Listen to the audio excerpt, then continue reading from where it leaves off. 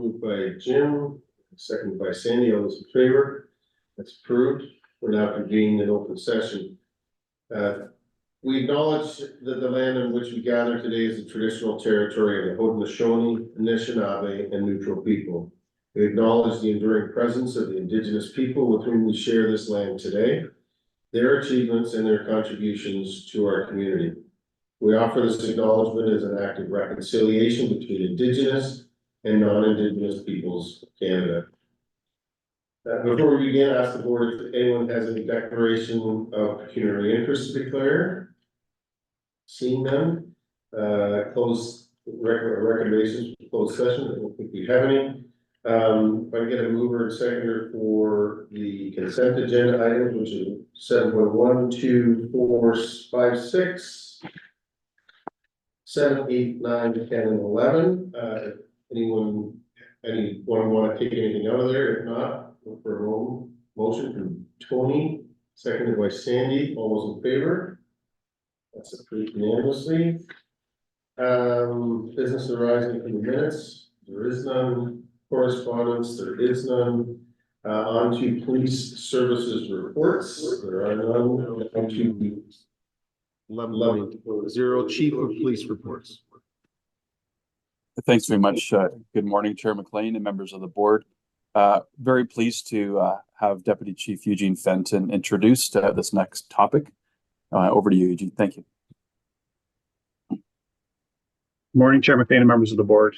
This is always an exciting time of the year where we get to award our annual scholarship to a Conestoga College student. Deputy Chief Davis and I had the pleasure of reviewing this year's scholarship applications, which were all very impressive. After careful review and in consultation with the Police Foundation's Awards Committee at Conestoga College, we are pleased to present the 2024 scholarship to Joshua Stevens, a graduating student from the Police Foundation's program who's been maintaining an average of over 90% in his program. After attaining his bachelor's in education from Western University, Joshua decided he wanted to give back to his community by helping to protect its members. He joined the Conestoga Police Foundation's program with the goal of becoming a police officer. Joshua has a great passion for assisting his community, both through employment and through volunteering. For multiple seasons spanning 17 years, Joshua has volunteered with a program that teaches children and youth with a wide range of physical and mental exceptionalities how to downhill ski. Joshua is looking forward to continuing to give back to the community that has given him so much. So I want to publicly thank Joshua for his effort in his program and for applying for the scholarship, and congratulate him on being the successful recipient. Any questions? No? So thank you for that.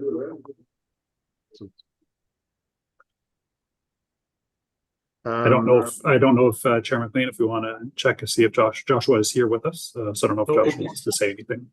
Sure.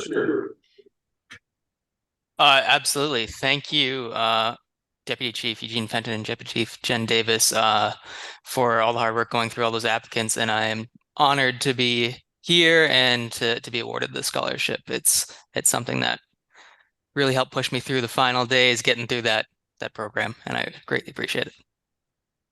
Well, congratulations. Okay. We're getting some feedback. Where is that?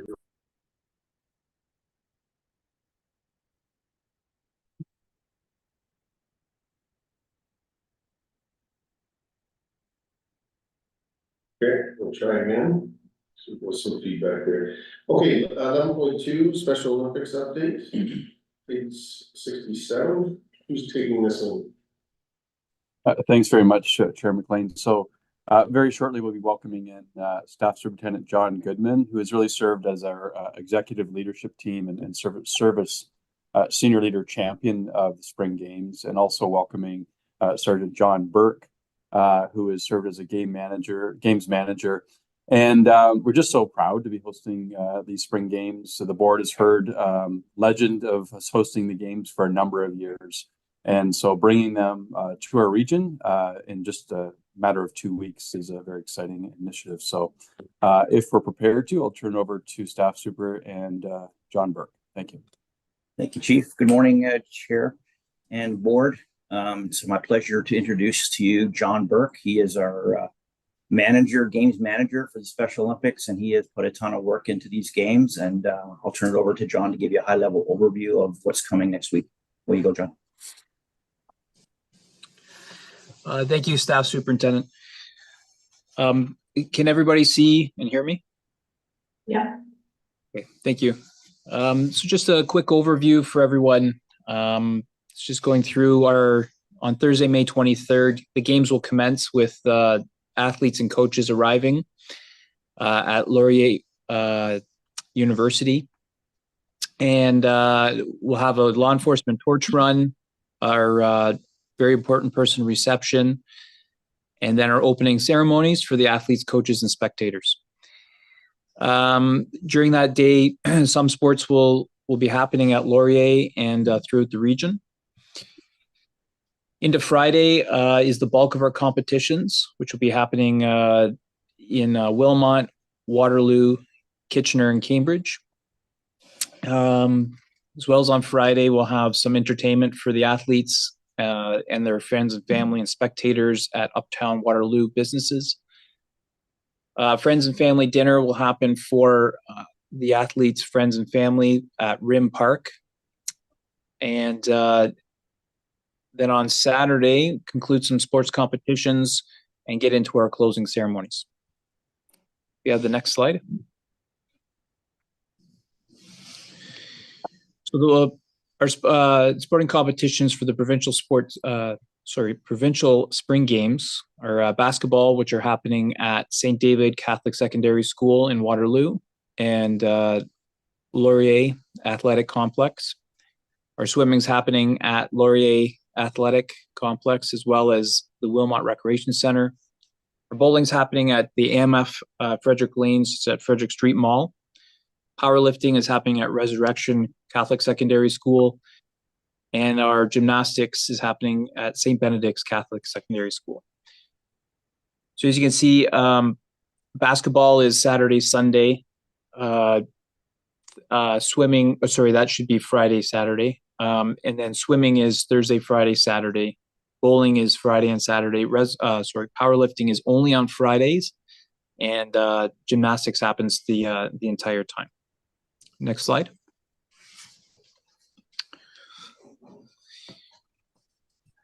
We couldn't have made this possible without extensive fundraising. So the bulk of our fundraising came from our Triathlon Athlete program, where people had opportunities to go online or offline and contribute donation $500 all the way into the tens of thousands, depending on what they were able to do. We also had some other fundraising events throughout the region leading up to the games, including our law enforcement torch run, which is an ongoing initiative, the alumni hockey game, which happened down at the Galt Gardens in Cambridge, our polar plunge, and our buddy chorus, the buddy choir with our chorus presentation that happened this past Sunday. Next slide, please. So our partnerships are Region of Waterloo, the Catholic District School Board, Family and Child Services, and just very quick on that initiative. They reached out to us and had the Resilient Rebels place pins on the lanyards for the medals, which was a huge undertaking. It was over 1,800 medals, but youth in a part of that program did it for us without hesitation, and it turned out great. Uptown Waterloo Business Improvement Area. So this offers some initiatives and some opportunity for our spectators and family and friends to go into that area and contribute to the businesses. University of Waterloo, they provided food, accommodations, and sports locations. Chorus Entertainment has been great at helping out with our initiative for advertisement and getting the event out there for the whole community. Rogers has been incredible with helping with athlete profiles, honorary athlete profile, as well as online presence. And the City of Waterloo with contributing the Memorial Rec Center at 101 Father David Bauer, as well as Rim Park. Next slide, please. And that's it. I think this has been a great opportunity, and I look forward to hosting the athletes. Well, thank you. Appreciate the update. Any questions? Chair. If I could just make a comment on some of the events that you talked about. I witnessed the polar plunge, did not participate and never had any plans to, but really commend the chief and deputies and the teams that did that. I happened to be able to drop in on the WRPS choir and the buddy choir on Sunday, and it was Mother's Day, and it was a wonderful way to celebrate. And the buddy choir are made up of individuals from our community that have different disabilities, different abilities. And one of the songs that they sang was, "I've been here all along, I just want to belong."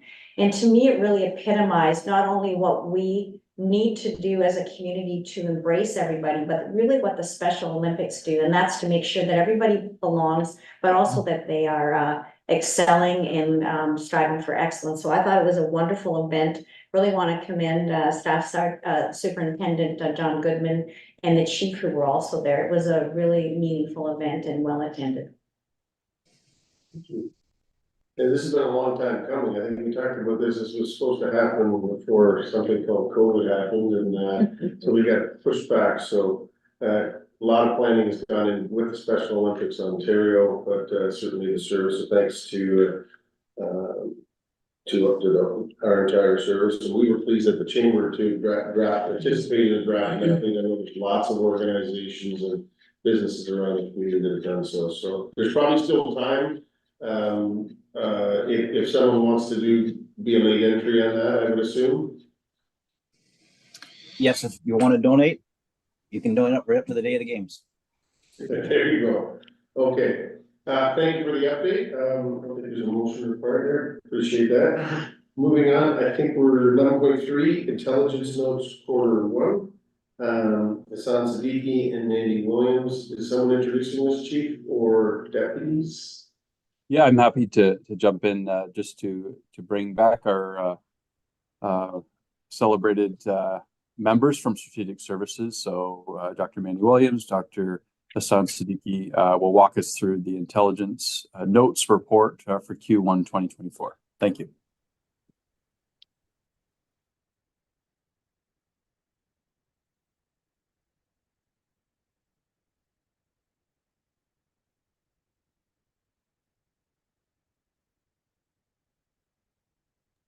All right, sorry about that. Can you see the slides okay? All righty. Well, thank you, Chief. Good morning, Chair McLean and members of the board. We'll get started. So as a quick reminder, as either mandated by legislation or required by the board, WRPS officers are currently required to provide perceived race data in 4 selected interactions. Those interactions are use of force, intelligence notes, regulated interactions, and search of persons in custody. WRPS has been providing this data since 2020. The purpose of collecting and analyzing race-based data is to identify and reduce systemic racism where possible. Our analytic strategy moves into enforcement action benchmarking. Through our analyses, data can be used to flag the institutional and cultural practices that could be introducing disparity into delivery across police services. WRPS's strategy adheres to the Ontario data standards through the identification of factors related to the system of policing that may lead to inequitable outcomes across the sector. So moving on to the topic of this specific board report, all intelligence notes are created at an officer's discretion. Intelligence notes are used to document persons and/or activities for investigative purposes. Identifying information in an intelligence note can be collected where no interaction takes place, so like a passive observation, where the identifying information is derived from a third party or already known by the officer, or where the interaction with the person was first lawful. This report presents the intelligence notes created between January 1st and March 31st, 2024. So in 2023, 1,054 intelligence notes were created, which averages to roughly 250 notes per quarter. In the first quarter of 2024, 345 intelligence notes were created. This is greater than any individual quarter in 2023. The increase in intelligence notes is likely a result of in-service training that was delivered last year, which focus on our application of a human rights framework to intelligence gathering, which was developed in partnership with our academic partners, Drs. Les Jacobs and Lauren Foster. It is also continued evidence that officers perceive intelligence notes as a valuable information gathering tool. A single occurrence can result in multiple intelligence notes. Of the 345 intelligence notes created in Q1, 135 focused on individuals, 131 were created about locations, and 79 were created with a focus on unoccupied vehicles. When officers create an intelligence note, they're asked to identify the rationale for gathering and documenting information. A single intelligence note can have multiple rationales, so the numbers will sum to greater than 345. Similar to what was observed throughout 2023, intelligence notes were most often created to document associations between people, places, and vehicles, followed by documenting information related to drugs or drug trafficking. So the race and identity-based data analytics strategy will focus only on the 135 intel notes that focus on person subjects. In line with the Ontario data standards for the identification and monitoring of systemic racism, we apply two different analytic approaches. First, we calculate racial disproportion. Here, the proportion of individuals within a police data set are compared to the local resident population proportion. Second is enforcement action benchmarking. Here, benchmark ratios are used to compare the proportion of individuals from groups at different points within enforcement. Ratios that exceed a cutoff value serve as a flag for further investigation to the policy, the procedure, and the practices that inform police decision-making. So for both disproportion and benchmarking, values exceeding 1 will indicate overrepresentation, while values above 1.5 represent a flag for further investigation. So we'll start by talking about representation based on age. The gray bars here represent the proportion of individuals in the local resident population based on the 2021 census data. The blue bars represent the proportion of individuals in intelligence notes by perceived age category, which is identified by the officers creating the intelligence note. So for all the graphs, disproportion will be represented by the blue bars being taller than the gray bars, while enforcement action benchmarking compares the height of the blue bars to each other. Sorry. So in terms of both benchmarking and disproportion, in the intelligence notes created this quarter, there was overrepresentation of those aged 18 to 39 years old. Next, we'll move on to gender. Again, gray bars represent the proportion of the population based on 2021 census data, and blue bars represent the proportion in intelligence notes. For both disproportion and enforcement action benchmarking, we see the overrepresentation of males in Q1 intelligence notes. And now we'll move on to perceived race. For this person characteristic, different patterns emerge for different indices. For disproportion, as compared to the local resident population, intelligence notes overrepresent Black and Middle Eastern racialized groups.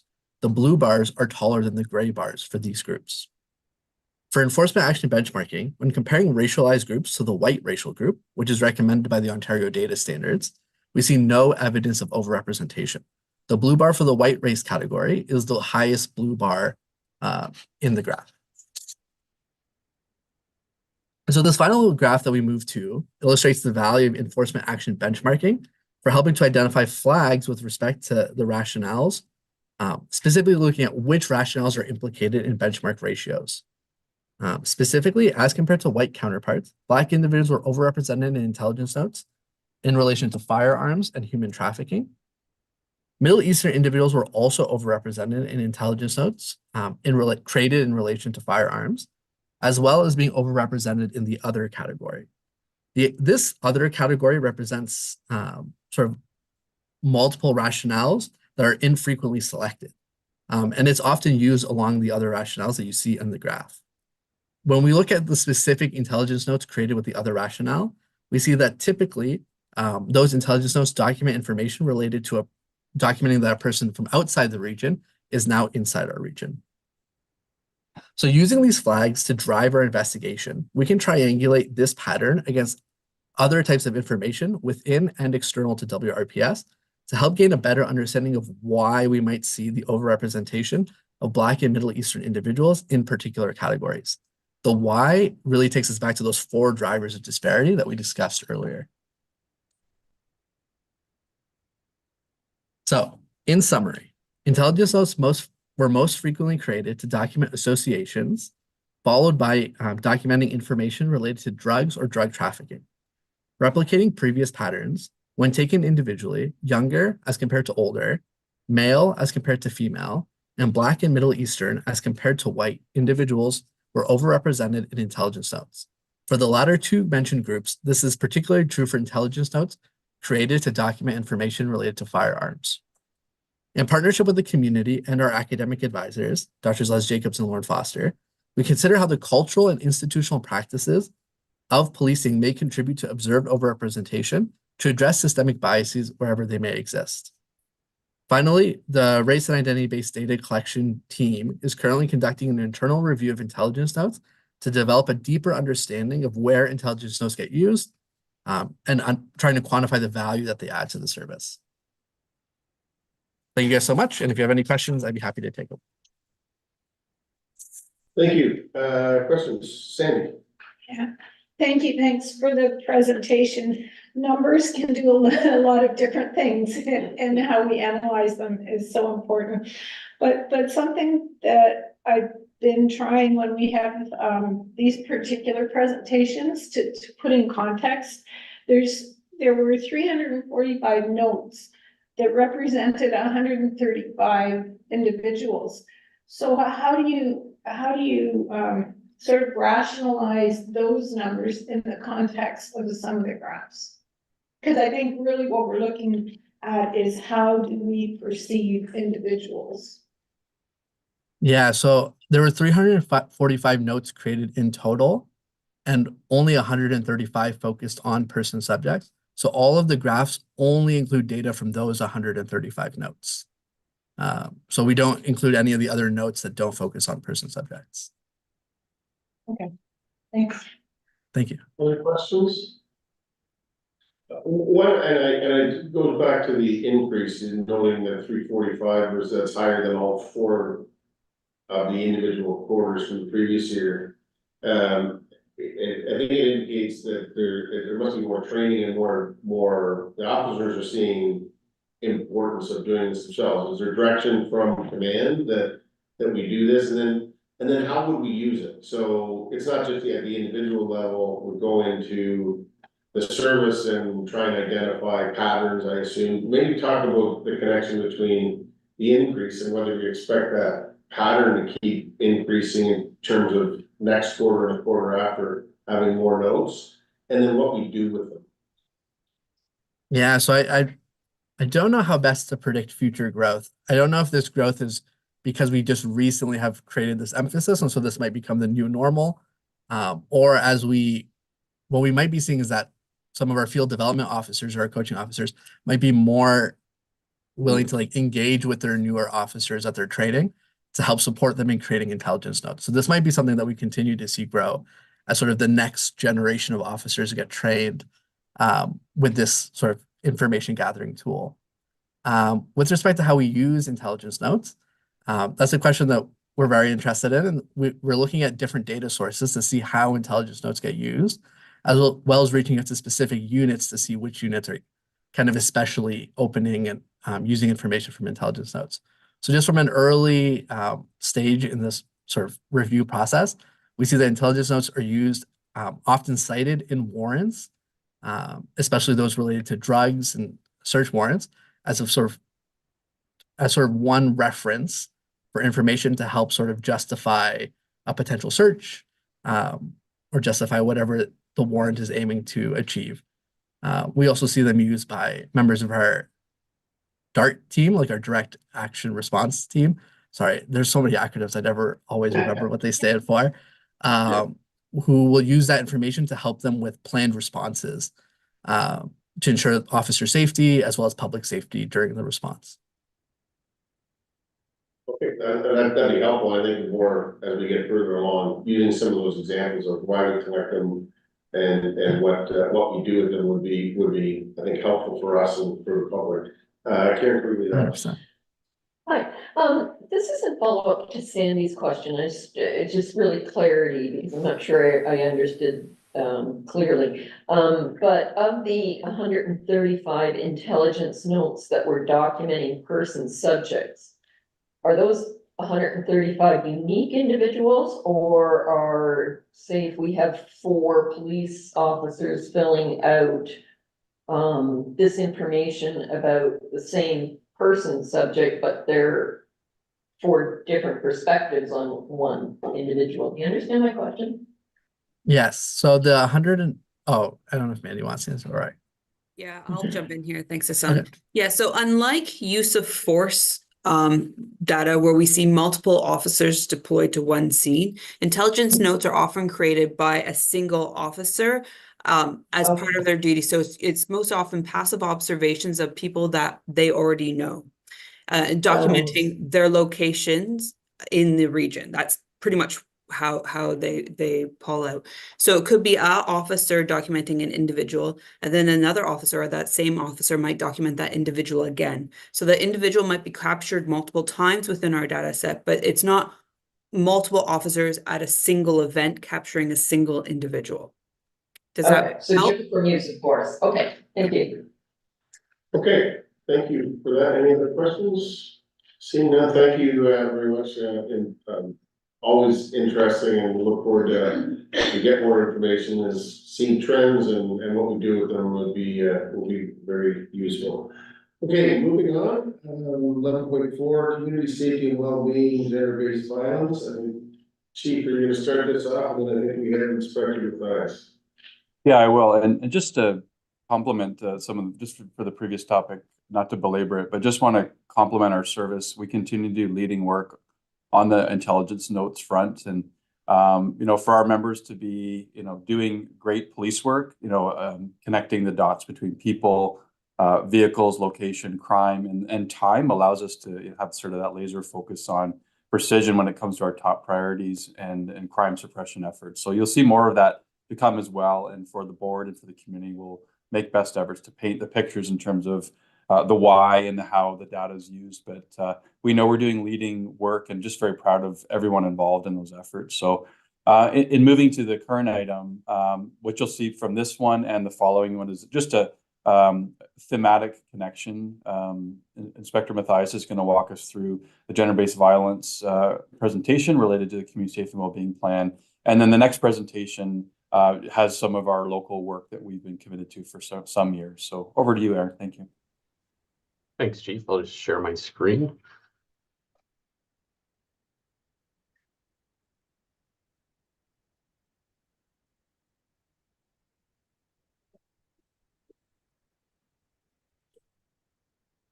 Excellent. I trust that's working for everyone. Good morning, Chief, Chair McLean, and members of the board. I'm pleased to join you today and provide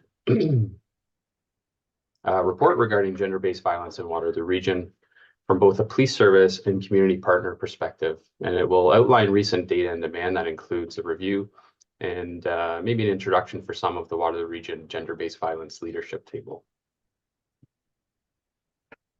As we know, the Region of Waterloo Community Safety Wellbeing Plan has developed 4 main priorities, and gender-based violence is one of those.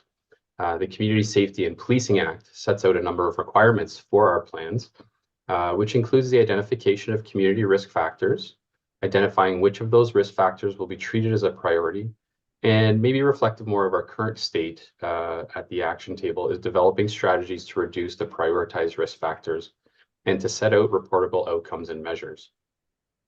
The plan also encourages multi-sector and upstream approach to addressing these priorities. Moving on to some gender-based violence data, and specifically around sexual assault. Locally, police reported occurrences of level 1 sexual assault decreased by 5% in 2023 when compared to a previous 4-year year-to-date average. The total number of sexual offense occurrences in 2023 remains static when compared to the same 4-year trend. In the first quarter of this year, both the total number of sexual offense occurrences and reported sexual assault level 1 occurrences had minor or no deviation from the previous 4-year year-to-date average. And looking at the data on the current slide, in terms of our uniform crime reporting data for violations related to sexual assault, levels 1, 2, and 3, demonstrates that the number of violations between those years, 2021 and 23, has remained relatively stable. And the frequency of violation severity is consistent with a national average of 98% being classified as sexual assault level 1.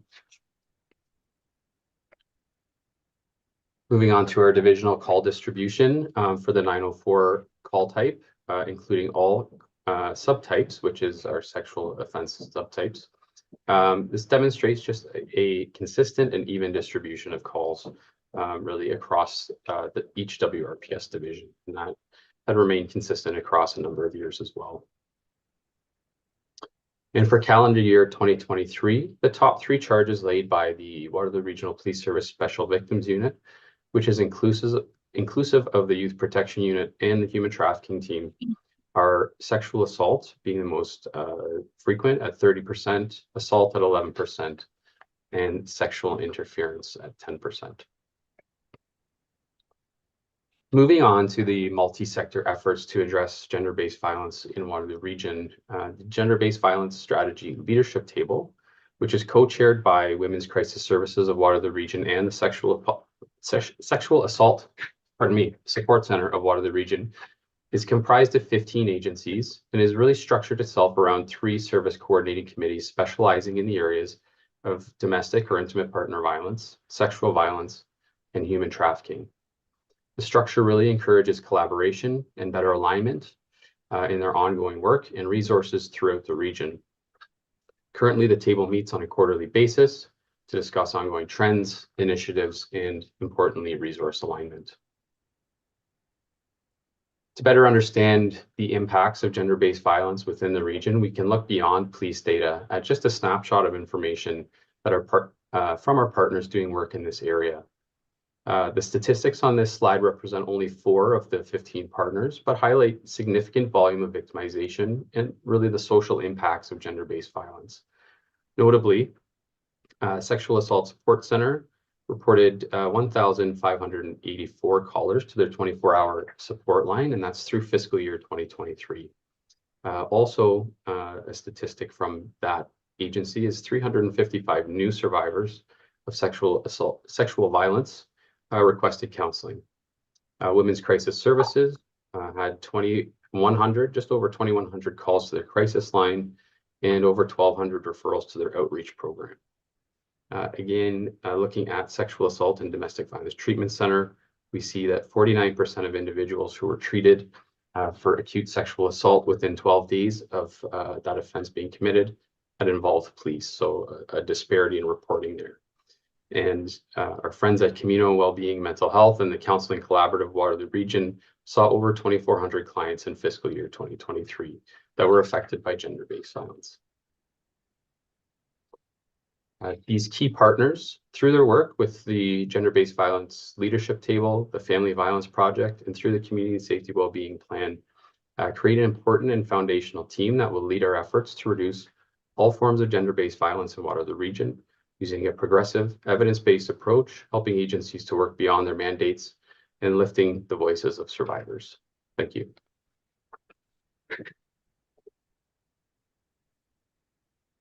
Well, thank you for the report.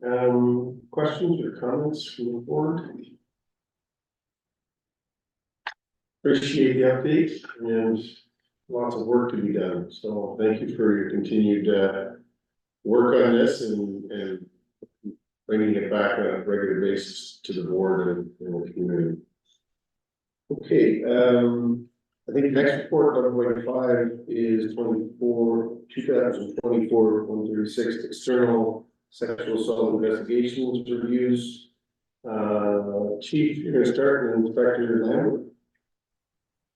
I'll just pitch to Deputy Davis just to provide an introduction to the speaker and just the topic broadly. Thank you. Perfect. Thank you very much through you, Chair. We are going to be presenting just an update on all of our reviews that were conducted last year.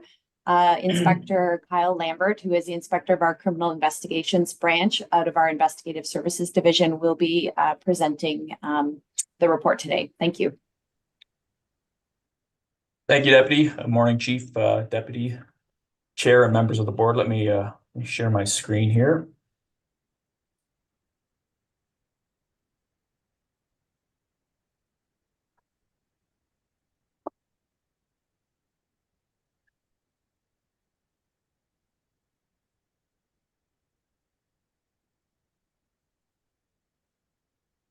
Hopefully, if everybody's seeing the presentation, okay, sounds good. Okay, well, thanks for your time. I know the agenda is quite full, so I'll try and be as brief as I can. And obviously, it's quite timely given the fact that last April was Sex Assault Awareness and Prevention Month, and really here to talk about our continued partnership and role on the External Sex Assault Review Committee, and as we move forward, and to give you a bit of a background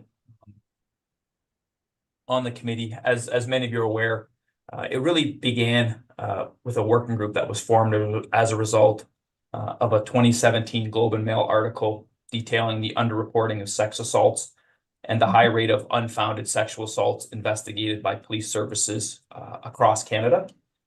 And so in 2017, an MOU was drafted with a number of external partners, those being Sexual Assault Support Center, the YWCF Cambridge and Kitchener, Women Crisis Service, the Shore Center, as well as a representative from the Ministry of the Attorney General. So in this case, in our case, it's the Sexual Violence Crown from West Region. And so the whole review is really about ensuring best practices in response to sex assault reports. How can we improve investigations? How can we encourage reporting, enhance trust of the victim as well as the public, continue to engage our community partners, and be as transparent as we can as we continue to move forward. So members of our service outside of the Special Victims Unit, we do that to maintain impartiality, compile the investigations for the review. And so the committee meets quarterly. We've done so since June of 2019 with there was a little blip on the radar when it came to the pandemic. So we had to postpone those reviews for a bit of time.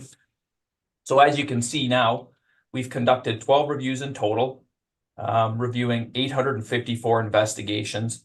And of the 854 investigations, 48 of those are unfounded.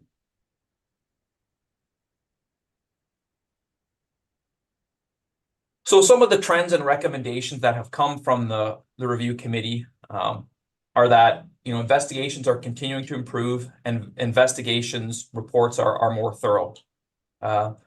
There's a continued push from the committee for a dedicated crown for sexual assault investigations, which we would obviously wholeheartedly support, but we don't have necessarily the final say on that based on resources at our local Crown's office. But we obviously do have a lot of consultation with our Crown attorneys when it comes to sex assault investigations. The review team continues to want to see rationale why charges are not laid in certain sexual assault cases. The committee had requested a presentation from our police service on reasonable grounds, what is required to get to that threshold and how it kind of comes about. They also requested additional training for frontline officers, as well as continued use and support of the therapy dog that we're involved with, I should say. They'd also requested training for officers prior to entering our Special Victims Unit, as well as a standardized checklist to victims, so we're providing consistent messaging for expectations of the interview and court process.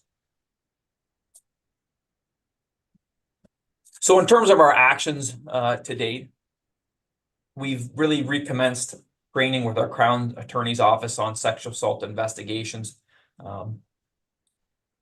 We've also provided further fine-tuning on reports to explain the rationale for circumstances which we may not be laying charges for a certain instance. There's also more case management for supervisors within Special Victims Unit to ensure that every sex assault investigation is reviewed by a supervisor in Special Victims, because there are certain occasions, certain investigations that that patrol officers will handle on sexual assault investigations, though there's kind of specific criteria that I won't get into, but we also want to make sure that those investigations are still overseen by members of our special victims unit and especially supervisors.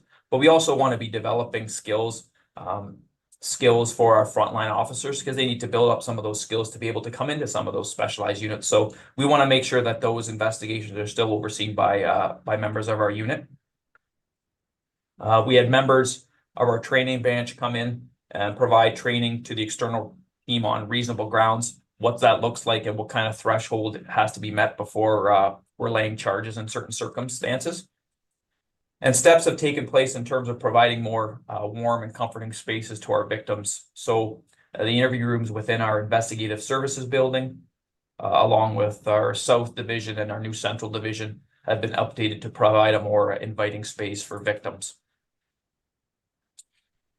We continue to use our therapy dog with our agreement, our MOU with St. John's Ambulance, and we've used it a total of 98 times in 2023 to assist victims of crime.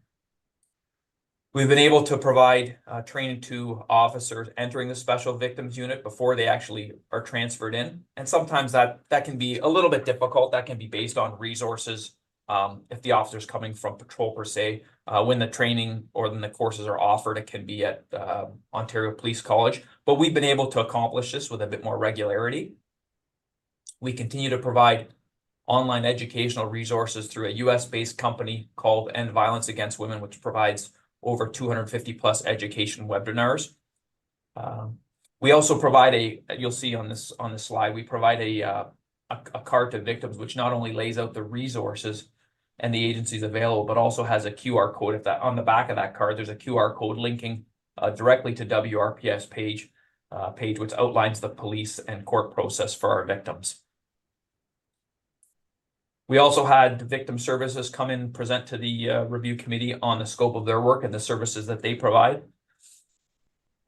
And we've also incorporated kind of an informal checklist when speaking with victims to convey the same messaging, because we understand it's important to get the same messages out to all the victims / survivors. But at the same time, one of the important facets to our special victims unit is that we don't want to come across as, you know, robots that we're reading from a script all the time. We want to continue to show understanding and empathy and care for our victims. So the next slide kind of speaks for itself. We continue to track, implement, and monitor recommendations that come from the external review committee, and we are always continually working collaboratively with our community partners, and we continue to do so and look forward to it. So, subject to any questions from anybody. Thank you for the presentation. Questions, comments? Karen Critter-Pops. Okay, thanks very much for the presentation. Just a quick question. I'm assuming that when the police are involved in investigations, the calls probably come from a variety of areas, whether it be from, you know, on the ground, the actual victim, or in the hospital, or from one of these support groups. What happens in that sort of scenario? Are the interviews always done by the specialized investigation team, or are they started with people responding to the call? It's a bit of a rudimentary question, so I apologize. No, I can answer it. No, yet you're kind of right. They can come in from all different community partners, but typically patrol officers will attend to speak with the victim initially. But if we're looking at an investigation coming to our special victims unit, we would have investigators conduct the interview with the victim, and it's usually at our investigative services building. Actually, it can be at any number of our north, south, or central division where that'll happen. So yeah, I mean, and there are certain circumstances where we'll have patrol officers attend to, let's say, the hospital, if the victim's at the hospital, to kind of get some of that information from them, and then to set up a subsequent interview with investigators at one of our divisions or at our investigative services. Thank you. Sandy. Thank you. I wonder if you can sort of pull together for me how, so we just saw about intimate partner violence and sexual assault, and I understand in some cases they're two very different things, but in other cases they're one and the same. So how does the service work together on that and with the community, or how does that all come together? I can speak from an investigative standpoint. A lot of times where it could, an investigation might start in an intimate partner violence or start in special victims unit where we might have an investigation coming in that way. We would have investigators partner with us. So let's say if it starts with an intimate partner violence investigation, and then there is, through initial steps or investigation that there's a hint or some sort of sexual assault nature for it, we would have officers, an investigator with our intimate partner violence paired with an investigator with our special victims unit, and they would conduct the investigation jointly together so that, we're ensuring, really a couple things. That intimate partner violence is kind of looked after from a, risk assessment piece and some of those supports from the family, as well as from a special victims perspective from the supports with the sexual assault response team and some advocacy work and that type of thing. So from an investigative standpoint, that's how we handle it. I'm not sure if anybody else wanted to interject, chief or deputy. I'll just jump in. So just wanted to supplement those comments. Certainly, so what you're seeing today is our local commitment to expertise and best practices with, say, sexual assault investigations. But the previous presentation gave us the larger lens on what we need to do as a community. We collaborate well. The agencies are working together under the umbrella of, say, the Family Violence Project or the Gender-Based Violence Action Table that is forming. But for us to truly move the needle and for us to advance, the important work that needs to be done, there needs to be multi-phased, system-wide collaboration. And we need to be looking at this from a multi-generational standpoint. So we can continue to respond with the best investigative efforts to stop the violence and victimization that's occurring now. But for us to make change on intimate partner violence, gender-based violence, and so on, we need to be looking at this down the road.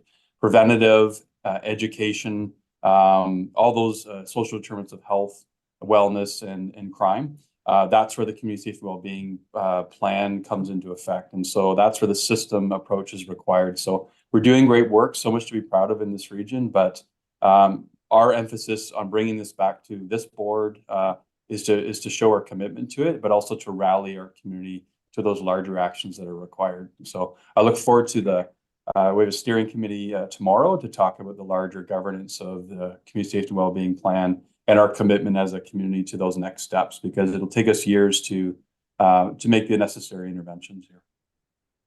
Karen? Yeah, I'd just like to recognize the review process that the service has implemented using your partners to increase the quality and the effectiveness of services that are provided. And I don't know if that's necessarily a standard of practice everywhere, but I think it's a really good, significant sign of collaboration. And I think it, as indicated in the earlier presentation, I think it does a lot to build trust both among victims and the community at large. The one question I had, I think it was 850 or thereabouts reports, and there maybe 48 or 45 were deemed to be unfounded. It still leaves 95% or close to it that are. And I guess the question I have sort of was answered, Chief. Do we expect that number to go out as we have better relationships with the organizations? We are encouraging more reporting of these types of occurrences. Will we, I think the expectation of the aggregate, the total number would go up with more reporting. That's why there's such a focus from the service on intimate partner violence and these issues. Yeah, the numbers are sometimes deceiving. That we all know the history of some of this dialogue about unfounded. Some of it was actually a recognition of a lack of consistent accounting and statistical practices across the country in terms of how cases were being managed, categorized, and ultimately defined in terms of the statistical outputs. But what we recognize is the quality of the experience for anybody coming forward in our community, needing to be believed, needing to be supported at every single stage is the most important part. And that's where our community partners can continue to show us ways to improve, ways to enhance, and ways to deliver service in a trauma-informed way. And so your questions today speak to whether it's the frontline officer responding to a situation, or it's the handoff to a specialized investigator, or the wraparound supports from so many supportive agencies. That total awareness in our community will continue to drive numbers in different ways. It's a bit counterintuitive, but we expect that the increase in reporting in our region will be a healthy sign that awareness is improved and that people have trust in all the systems, not just in policing, but the other agencies to provide wraparound supports to victims as well. So looking at this over the long range is the most important, and then looking at through the collaborative multiplier lens as well will show us a way forward in the years to come. And we want to do leading work in the province and in Canada on this, and it'll take all partners to make it happen. Okay, thank you. No more questions. We'll move on. 11.6 variance update Q1. I think Kirsten is joining you, Chief, and who's starting this? It's a short handoff to our Director of Finance and Assets, Kirsten Hand, and she is empowered under your direction to walk us through the next 3 reports because they are complementary. So I imagine she'll take us one at a time, but they are interconnected, and she'll be largely leading us through those. Thank you. Thank you. Great, thank you. I'm just going to share my screen for the presentation.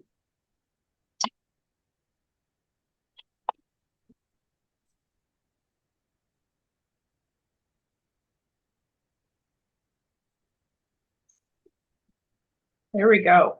All right, so yes, I will run through the next 3 reports, although I'll pause between them for any questions. The first report before you today just outlines where we're at from a March year-to-date perspective for our financials, and I'll just note that this is at a point in time, so definitely results will change before the end of the year. But year-to-date, from an operating budget perspective, we're at approximately 98% of the year-to-date budget spent. We are under and over some various budget lines. I'll just touch on a few year-to-date. So from a under budget perspective, we are under for salaries and wages, and that's predominantly due to being below our authorized complement, as well as maternity and paternity leaves. Materials and supplies relate to lower uniform purchases to date and lower fuel costs, both consumption and rate to date. Maintenance and repairs relates to lower spending year to date for our facilities, equipment, and voice radio equipment. Services relate to lower court services, voice radio, investigative, and wellness program expenses. Communication expenses are lower than budget to date by approximately $189K, and that relates to our telephone and cellular costs predominantly. We are trending lower than budget from a year-to-date perspective for meeting, training, and conference fees. And then lastly, we have a bit of a timing item from a ministry grant perspective. Our community and safety policing grant program is under budget to date, but that's more of a timing related issue that will resolve itself by year end. So for items that are over budget to date, overtime continues to be over budget. We're at approximately 39% over the hours of last year. And you'll recall last year, we were also significantly over budget from a full year perspective. And that's again correlated to lower staffing levels. Benefits, this one tends to be a little bit of a timing issue, a little bit at times with CPP and EI timing out at different times of the year. But we are seeing some higher long-term disability costs than what was initially projected when we built the budget. For small equipment, this relates to some of our grant or pride related purchases. So we're over budget, but we're also over revenues associated with getting that cost recovery for those purchases. We have some timing related costs in relation to software, predominantly software licensing and maintenance costs, which tend to be front end loaded. And lastly, we're over budget on some of our revenues associated with record checks, cost recovery, as well as some donation programs where we'll see expenditures throughout the year. From a capital perspective, we're about 12% of the budget spent to date. We've replaced 23 vehicles so far. In the plan, we have 2 to be funded by growth, RDC related funding. I'll just touch on a couple of the projects. So our Human Resource Information System Replacement Project HXM, phase 1 went live at the beginning of April. And phase 1 included some of the core components. So Employee Central, payroll, time and attendance, recruiting. We'll be moving into a phase 2 implementation in approximately September. Body worn and in-car video, we continue with our expansion of that project to our South Division. We had just an upgrade that needed to be done to replace our administrative phone system, which was predominantly done last year. And then we continue with our next generation 911 project, whereby we have the CRTC deadline in the first part of next year. From a facilities perspective, you'll recall we did move into New Central in the latter part of last year, but we're just continue to close off some of the outstanding invoices with them, as well as we've been working on moving our backup communication center from Old Central to New Central on our 3rd floor. And that needs to be done again in preparation for next generation 911 implementation. We're working on installing 2 additional electric vehicle charging stations this year, 1 to support an electric vehicle pilot at North Division, and the other that would be open to the public at South, similar to our North and headquarters divisions. We're just closing off some of the last security details on our magazine explosive storage. And we also went to tender the earlier part of this month for a design consultant for the Public Safety Communication Center. So that's on the street to close in the June timeframe. So we're moving ahead with that project. And lastly, we continue with any facility renewal projects as required. So did you want me to pause for any questions related to this report before I move on to the reserve and reserve funds update? Or did you want me just to continue to go? Yeah, let's take a very questions specific to this, and then we'll move on to your update. Totally. Yeah, through you, Mr. Chair. I just have questions. The first one is the HRIS system. There's still a significant amount of budget remaining. And I'm just wondering, is that on track for this year as well to be fully utilized, that budget item? Sorry, there was a bit of a sorry. It was my first question was regarding the HRIS system. Okay, yes. And the remaining budget, I was wondering, is that on track to be fully utilized by year end? Not by year end, but the first quarter of 2025, but definitely will be fully utilized, yes.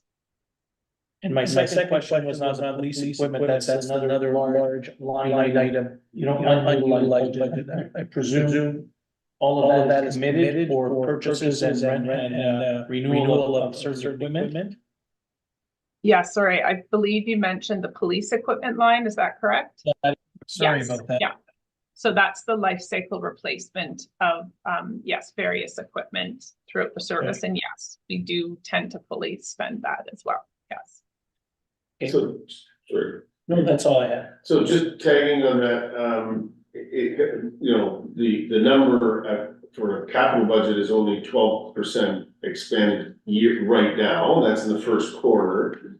Put your crystal, gaze into your crystal ball. I guess this is the theme that Tony's asking about. There is plans to spend all of that, depending on some of it's software, some of it's hard equipment, some of it's vehicles. There's a whole range of things, but there is a plan to be, spending the monies that we've asked for the things that they're targeting from, again, vehicles, equipment, software, office, take back. So that's really just the question. There is a plan that it will ramp up quarter two. We get the update, something more, and then by year something approximately 100%. That's fair. Yeah, okay, just that's it. Any question there?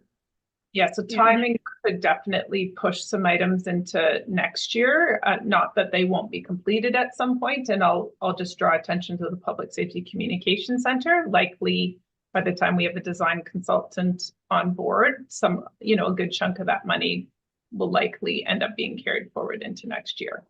But in terms of there's a reason the next workforce, which is why we have reserves, because then they have some time issues, but we'll come to that in a second. Yeah, thank you.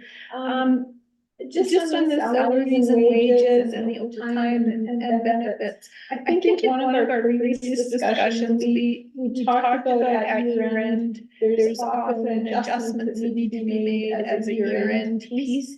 Is that accounted for in these numbers at all, or is that just something that happens in December? Yeah, I mean, definitely we have tried to incorporate anything that we're aware of year to date, but for instance, overtime's paid out in June and December. So those are, different times of the year where the results will be adjusted.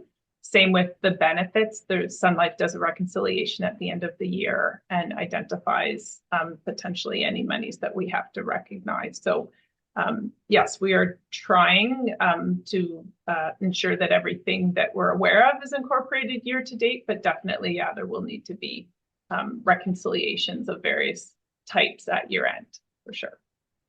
So just to follow up on that, just so I understand the overtime that was listed there as over budget, that is year to date, but it won't be paid out until June? So members have the ability to ask for payouts at any time. We also do an accrual at the end of every year for any banked overtime to recognize that liability, but if that liability changes, and depending upon in June and December, there's a mandatory pay down to 20 hours in their overtime bank. So definitely, there will be what I would say like a true up in June to better reflect all of the overtime. Now, when I quoted the 39% year over year, that's based upon number of hours of overtime worked, which could be paid or banked. So that does represent appropriate, variances from a total overtime hours perspective, but it's not all recognized in the numbers yet. Okay, thank you. Thanks. Here's you kind of answered my question. It's really one about Central Division and the timing. And I know that there's a $2.2 million over budget due to demolition expenses, but so again, I guess that would speak to our reserves, also noting that regional development charges as well as capital reserves will go to fund this. My other question was the renovations, and the RFP, I think you kind of answered this. That won't necessarily line up with this budget year, but it is something that is allocated for at this point in time, correct? For the third floor renovations to support the backup center. Yeah, so the plan at this point is to renovate and outfit a portion of the third floor to support a backup comm center. And right now that needs to be completed in this year in order for them to do the appropriate next steps for NG 911. And can you just remind us who benefits from the comm center? Is that strictly WRPS? Or do we provide services to, other emergency responders as well as, the municipalities? So we're the primary answering point for 911. So we would take in all 911 calls, be it police, fire, paramedics, and then they are downstream to their dispatch. We also do some bylaw dispatching on behalf of some of our municipalities as well. Thank you.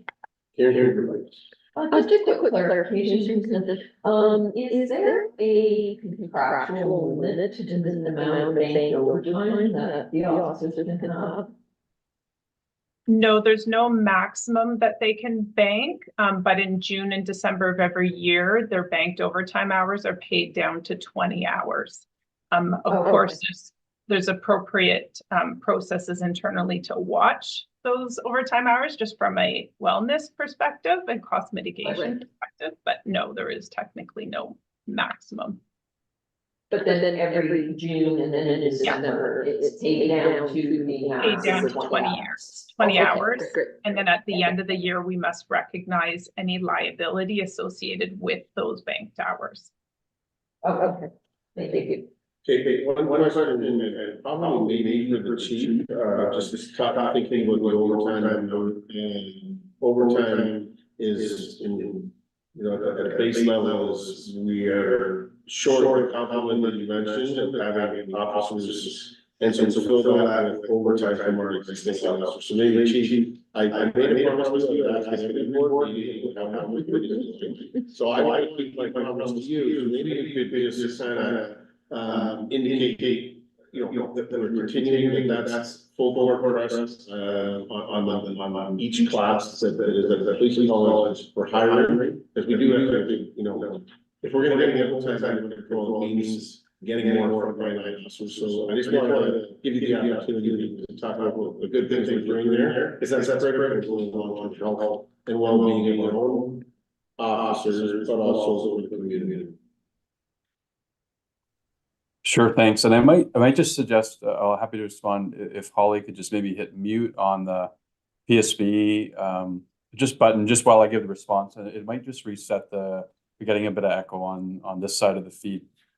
So we're very focused on all of our recruitment outreach efforts, for bringing in the next generation of police professionals, and so it is a full court press in terms of filling any existing vacancies. So we've made incredible strides. I think it's by my last count over the past 5.5 years, we've hired about 276 officers.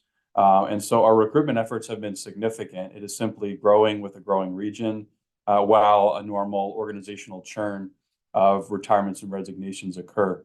So when it comes to overtime, there is some built-in contingency for regular overtime. There's also extra demands on our service.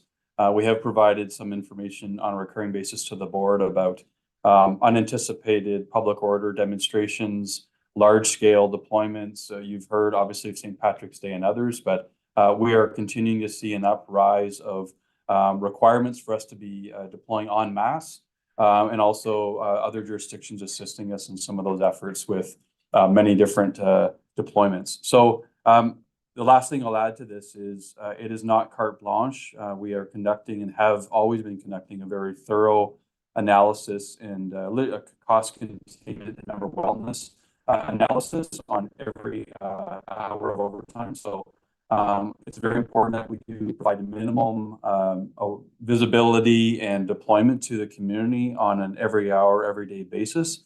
But at the same time, we have to balance that with what's possible for our total membership, and acknowledging that is not a cost efficient, and nor is it a smart way to run our operations using overtime any more than necessary. So our eyes are on the horizon where we're at full complement, and our overtime necessities are lessened.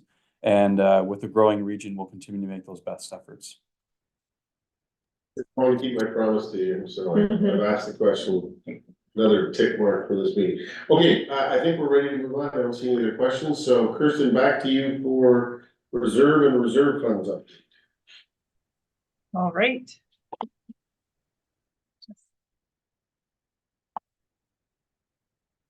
Right, so we do an annual report on reserve and reserve funds.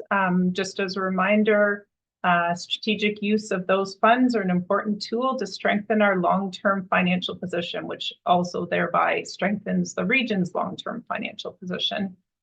We have reserve and reserve funds for various reasons, sometimes for statutory requirements, to promote financial stability and flexibility, as well as providing funding for some of our major capital expenditures and reducing our reliance on debt. Within the report, it outlines the balances of various reserve and reserve funds, the target balance, and what the associate surplus or shortfall is. I will just note that there's a number of motions throughout the report. I'll just draw attention to the general reserve. We are over target to date, and so there is a motion within the report to transfer that surplus amount, 475K, to 2 different reserves. One of the reserves is a new reserve that there's a motion to set up, and that's for our police regionalized information data entry system, and that's in consortium of us plus other police services, Guelph, Stratford, Brantford, and South Simcoe. There was a request from that group in order to set up a reserve similar to how we handle our voice radio chargeback model. And so basically they would like for any surpluses that they recognize through the PRIDE model be put into a contingency reserve that could be used to fund one-time items, or potentially if they go into a deficit every year. So our portion of that surplus from last year was 337K. So we're asking that the amount that went to the general reserve relating to the PRIDE surplus be moved to the newly established PRIDE reserve. And then the remainder, 137K, would go to our capital reserve to continue funding our capital items. The other motion that's within the report is to set up the establishment of an employee post-retirement benefits reserve fund.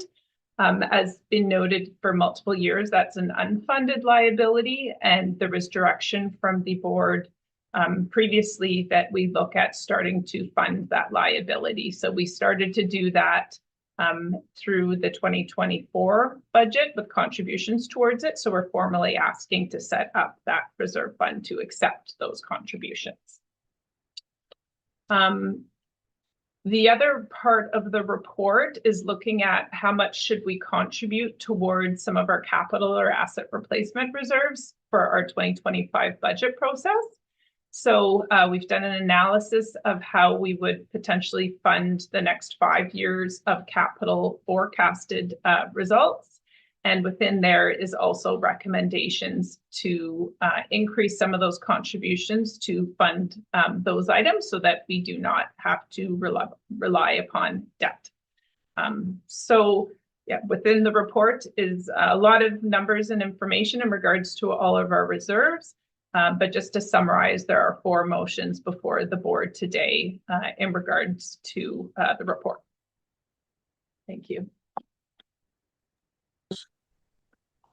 One that I have, and it's more of a general question, Kristen, is reserve. First of all, our reserve policies, meaning WRPS, dovetail and not mirror exactly, but kind of reflect what the region does and what municipalities do, setting up these reserves so that whether it's capital or operations, that it acts as a smoothing technique. So we say, you know, we don't end up having to go mid-year and say, you know, we got to get 23 new vehicles and that's going to be $3 million, an example. So it is similar to what municipalities do, and it does mirror or does act as a smoothing technique so that we don't have that our budget requests are more stable year over year. Is that a fair way of describing what the reserves are put in place to do, both for us, but also the municipalities?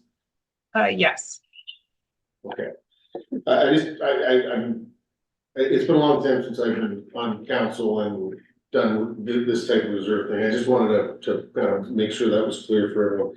Okay, any other questions from colleagues? Don't see any. There are four motions, or I guess it's one motion with four components to it, as it reads here. In your package, does someone want to move the motion?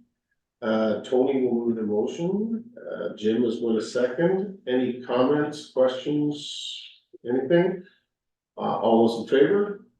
That's passed unanimously. Thank you, Kirsten. And you get one more kick at talking about something, budget timelines. That's the next one. Yes. So, yeah, last item. And all right, so we have started our 2025 budget process internally and want to propose a budget schedule to the board. It would mirror very similar to last year's, with the exception of moving up the public input sessions to earlier in the process. So that would occur in September, October. We would go to the board with a budget estimate in October for deliberations. November, we would request approval of a budget estimate, which would then be used to present to the Region of Waterloo Strategic Planning and Budget Committee. The final budget approval day, as approved through the Region of Waterloo and their 2025 budget timetable, is December 11th. So we would put a placeholder in on December 11th for any further deliberations or approvals if required. That's Okay, it.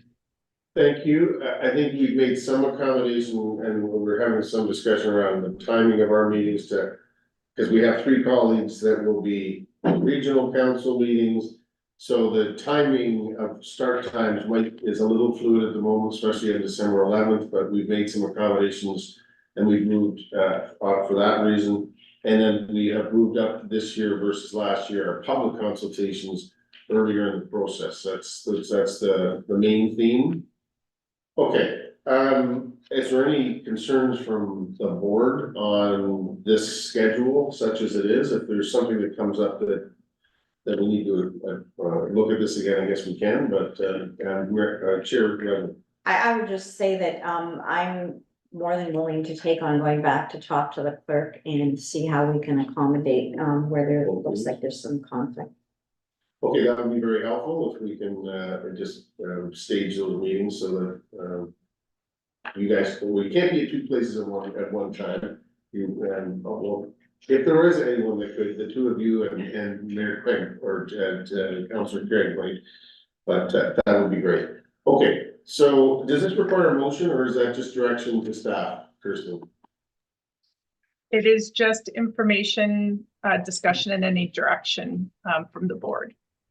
Okay, so thank you. We'll proceed as you've outlined, and we'll appreciate the update. Okay, moving on. We are at monthly chief of police report. I'm going to assume that's you, chief.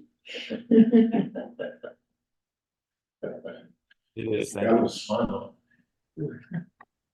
So very pleased to provide a snapshot of service efforts over the past year.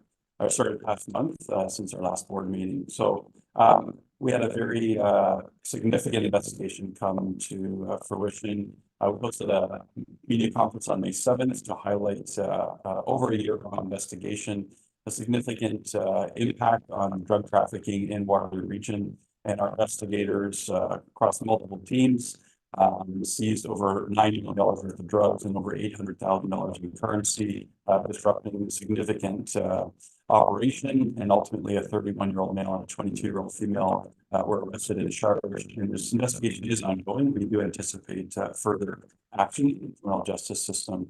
So this is a large-scale investigation in our commitment to drug trafficking and firearms enforcement efforts as well, and sort of one of our more operations just to highlight here is another one that occurred on April 25th. We completed search warrants in 2 residents in Kitchener and 1 in a Waterloo residence, and ultimately a number of individuals were arrested, engaged in drug trafficking related enterprise behavior, including a seizure of weapons and stolen identity documents and so on. So kudos to our frontline investigative teams who remain committed to this work in our community. So also to switch gears a little bit, I've been involved in a major 14-month-long investigation in regard to commercial our general investigation unit and commercial fraud unit activity. This was related to ongoing investment fraud. And this was a collaborative investigation with other agencies, including agency known as FinTrack, and they identified 23 victims across Ontario who sustained about $1.4 million in losses. So only 7 officers arrested and charged an individual 62-year-old male from Guelph with multiple offenses.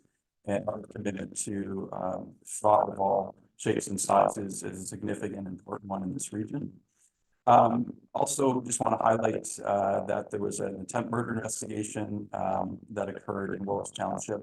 A 51-year-old female was a victim of a non-life-threatening injury that ultimately was transferred to hospital, and an 80-year-old male has been arrested and charged with attempted murder. And so this is one of investigations that requires significant investigative efforts across multiple teams, and this investigation is ongoing.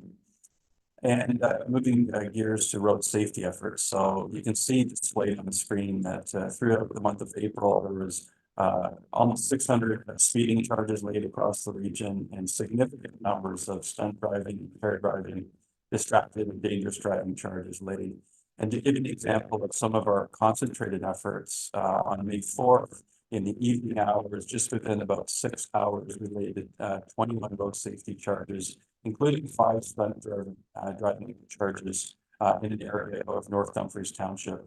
And so this just shows that our concentrated efforts, knowing where there are areas of concern related to high speed locations, in our efforts to have people slow down and adhere to requirements of the Highway Traffic Act. And this dovetails our efforts with things like Project Erase, which is our best efforts in collaboration with other services across Ontario, seeking to eliminate racing activities on streets everywhere. And so on May 8th, for example, our traffic unit laid 51 road safety charges, again, including stunt driving, which is 40 or 50 kilometers over the posted speed limit, and suspended driving charges and so on. So we know road safety is a major concern for citizens of this region. And in so we're celebrating and recognizing Canada Road Safety Week this week. And this year's theme is road safety, every road, every day, everyone, recognizing the multiple users on our roadways and making the best efforts to advance what we can. Also wanting to significantly recognize our community for coming out. So there was thousands of people who came to headquarters. It was cloudy, sunny, and ultimately the rain held off. And we had just a wonderful time hosting not only the citizens of Waterloo region, but also many community partners in collaboration to show our total commitments to public safety across Waterloo region. And I'm very grateful for that. Just on Monday night, we welcomed 22 brand new auxiliary members to our organization who will proudly serve the community in the months and years to come. And it was a wonderful opportunity to join our community partners at Conestoga College, who hosted us for a very touching event, and amazing to see the volunteerism and the incredible commitment from our members who have joined the auxiliary ranks. And as we've seen today, an amazing presentation, years in the making, Special Olympics, Ontario Spring Games coming to our region next week, May 23rd to the 26th. We do hope that members of the community will come out to celebrate a vibrant athletic display from Ontario athletes, Special Olympics from across the province. We know there's so many coaches, fans, supporters, and community partners who have come together to host these games. And so it'll be an amazing opportunity for our service, our region, and we're just so proud of everybody involved for bringing this together. So really looking forward to this pinnacle of celebration of sport and the human spirit that will come to bear next week. And in closing, just want to wrap up our commitment to ongoing events. We're around the region, hosting and joining and celebrating with so many organizations. So we look forward as the warm weather continues to improve. We know that we'll be out there and vibrant and connecting with people all across the region, and we look forward to those days to come. That is my Chief of Police report. Happy to take any questions or comments. Thank you. Thank you, Chief. Comments, questions? Just Chair Redmond and Mayor Schantz joined me at the auxiliary officers installation on Monday this week. I'm always standing by not only the badge officers, but these auxiliary officers by their stories and their background and the contribution they're willing to make to public service and it's really inspiring to have, I think it was 22, was it 21, 22 new auxiliary officers. So it was great to be there. Okay, I think that brings us to the end. I will go through no new business. See any future agenda items? Tony? No, you sure? Just check. Information items? Nothing. Just as we adjourn, once we're adjourned, members of the media are welcome to log into Zoom with the login details that were provided, where Chief Carl and myself will be available to take questions from the media. With that, I get a motion to adjourn. Moved by Jim, seconded by Sandy. All those in